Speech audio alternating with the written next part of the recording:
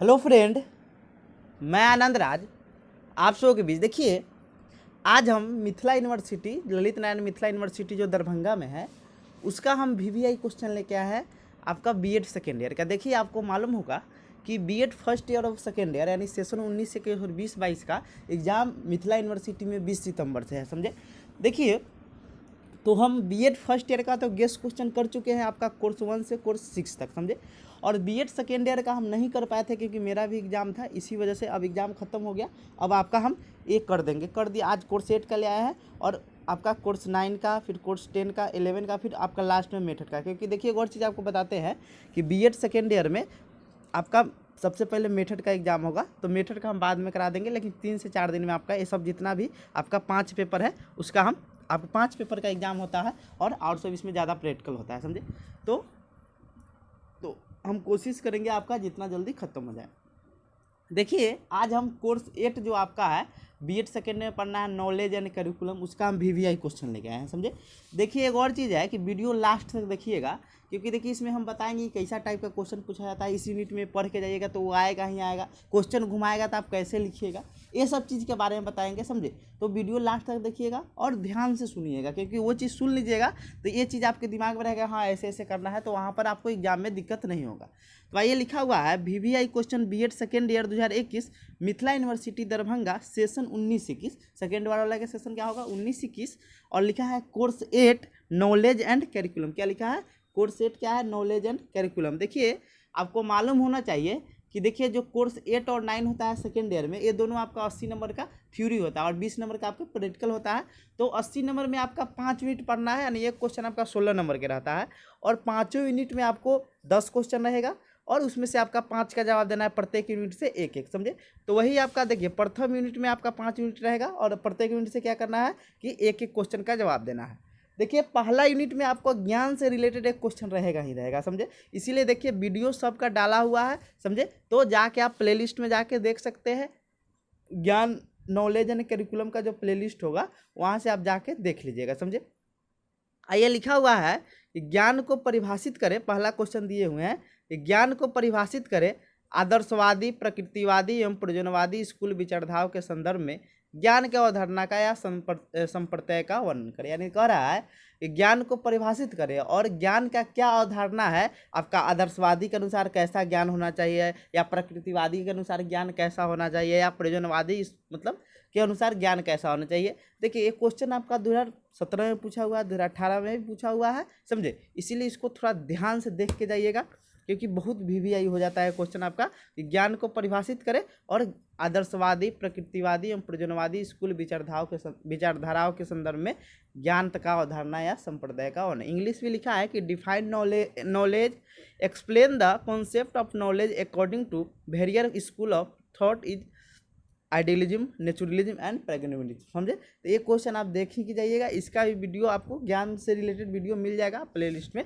जाइएगा। तो फिर देखिए, दूसरा इसमें क्वेश्चन दिए हैं कि ज्ञान के सृजन या रचना से आप क्या समझते हैं। देखिए, रचना यानी कंस्ट्रक्ट कैसे मतलब सृजन होता है, बनता है, क्या समझते हैं एवं जानने की प्रक्रियाओं का वर्णन करें। देखिए, नोइंग जो होता है उसका रहा कि जानने के, उसको नोइंग बोलते हैं। तो वही कह रहा है ज्ञान के सृजन या रचना से आप क्या समझते हैं एवं एवं जानने की प्रक्रिया का वर्णन करें, समझे। तो जानना पढ़ लीजिएगा, जानना क्या होता है, जानने की प्रक्रिया में कौन कौन शामिल होता है, तो उसे पढ़ लीजिएगा। तो वही इंग्लिश में लिखा है what do you mean by knowledge construction and explain the process knowing, मतलब कैसे, मतलब जानना का मतलब प्रक्रिया होता है, उसका पढ़ लीजिएगा। दूसरा देखिए, 2 क्वेश्चन आएगा, लेकिन हम एक एक्स्ट्रा क्वेश्चन आपका दे दिए हैं।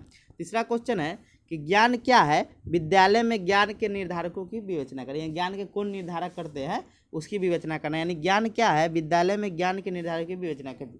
यानी कह रहा है what is knowledge, discuss the determinate of knowledge in school. देखिए, आपका 3 क्वेश्चन दिए हैं। देखिए, आप ज्ञान से रिलेटेड क्वेश्चन पढ़ ही के जाइएगा, आपके एग्जाम में रहेगा ही रहेगा, समझे। यूनिट 1 में, तो इसलिए ज्ञान आप पढ़ ही के आइएगा कैसा हो।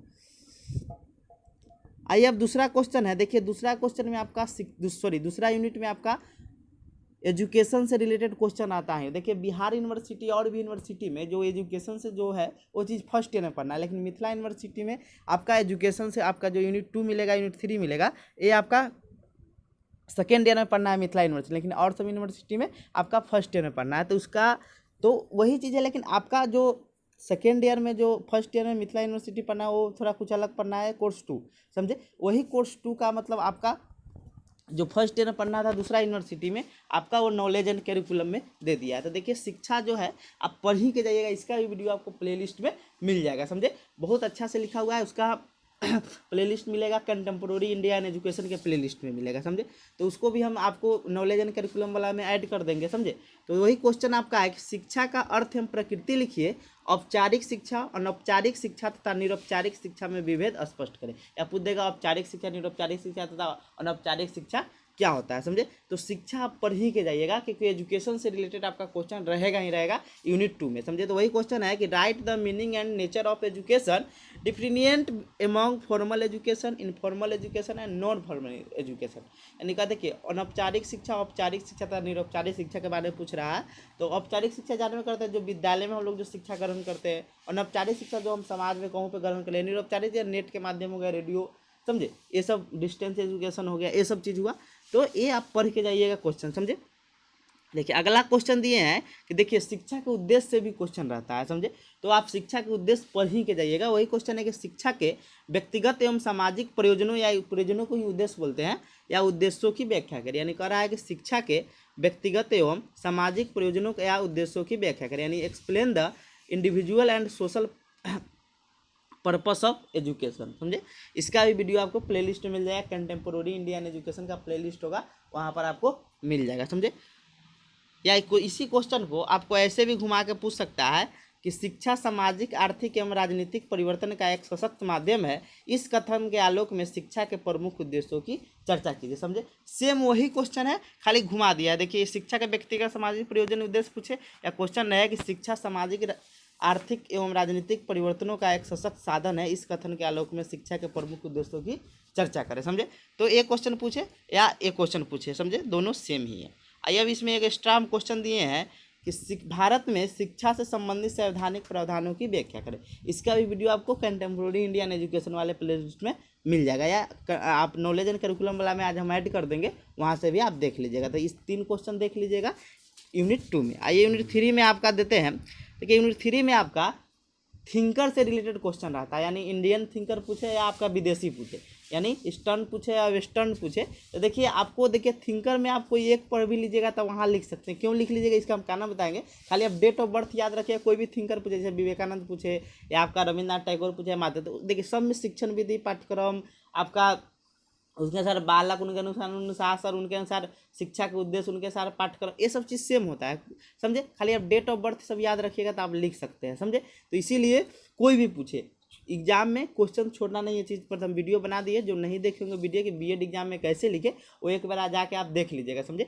तो आपका जो यूनिट 3 होता है इसमें थिंकर से रिलेटेड क्वेश्चन आता है, अरविंद घोष पूछे या विवेकानंद पूछे। देखिए रविन्द्रनाथ टैगोर आपका और महात्मा गांधी का बुनियादी शिक्षा पूछ दिया है, तो इसीलिए वो तो पूछेगा नहीं। तो आपका रविन्द्रनाथ टैगोर पूछे या गिज्जू भाई कोई भी पूछे, तो आप खाली डेट ऑफ बर्थ सबका याद रखिएगा और उसको आप मतलब कोरिलेट करके आप लिख सकते हैं, समझे। कोई एक याद कर लीजिए, उसको कोरिलेट करके आप उसको यहाँ पर लिख सकते हैं। इसीलिए आपका यहाँ लिखा है कि श्री अरविंद घोष या विवेकानंद के शैक्षिक आदर्शों की विवेचना करें, यानी 2 इंडियन दिए, 2 मतलब एक विदेशी, आपका 2 विदेशी दिए हैं, समझे। इसी में से देखिए विदेशी कम पूछता है, ज़्यादा इंडियन ही पूछता है, लेकिन सिलेबस में है तो पूछ सकता है, कोई गारंटी नहीं है। वही लिखा है discuss the educational ideas of Shri Aurobindo और या विवेकानंद, समझे। या अगला क्वेश्चन 8वां आपका है कि जॉन डीवी या प्लेटो के शैक्षिक विचार का वर्णन करें, समझे। तो इतना इसमें आपका यूनिट 3 है, क्या है इसमें थिंकर से रिलेटेड क्वेश्चन रहता है। सबका वीडियो आपको प्लेलिस्ट में मिल जाएगा कंटेम्प्रोरी इंडियन एजुकेशन के। अब देखते हैं यूनिट 4। देखिए यूनिट 4 आपका कैरिकुलम से रिलेटेड रहेगा, क्योंकि आपका जो कोर्स का नाम है नॉलेज एंड कैरिकुलम। तो यूनिट 1, 2, 3 तक पूछता है आपका शिक्षा से रिलेटेड, और 4, 5 आपका पूछता है कैरिकुलम से रिलेटेड। देखिए तो वही आपका है कि पाठचर्या क्या है, पाठचर्या निर्माण के आधारभूत सिद्धांत एवं स्कूल पाठचर्या की महत्ता का वर्णन करें। इसका भी वीडियो आपको प्लेलिस्ट में मिल जाएगा, आप जाके देख लीजिएगा नॉलेज एंड कैरिकुलम वाले प्लेलिस्ट में। यानी करें right the basic principle of curriculum development and importance of curriculum in school. फिर अगला 10वां क्वेश्चन है कि पटचर्या को परिभाषित करें। पटचर्या के रूपरेखा, पटचर्या एवं पाठ्यक्रम में अंतर स्पष्ट करें। यानी कह रहा है कि define curriculum, differentiate curriculum framework, curriculum and syllabus. समझे? तो ये भी देख लीजिएगा कि पटचर्या के बारे में तो पढ़ ही के जाइएगा, और पटचर्या की रूपरेखा, पटचर्या एवं पाठ्यक्रम में अंतर स्पष्ट पढ़ लीजिएगा। आइए अब देखते हैं, इनमें एक्स्ट्रा क्वेश्चन दिए हैं कि भारतीय शिक्षा के संदर्भ में कोर पटचर्या की महत्ता का वर्णन कीजिए। कोर यानी आपका मुख्य जो होता है उसी को कोर, इसका भी वीडियो आपको प्लेलिस्ट में मिल जाएगा। यानी कि explain the significance of core curriculum in the context of Indian education.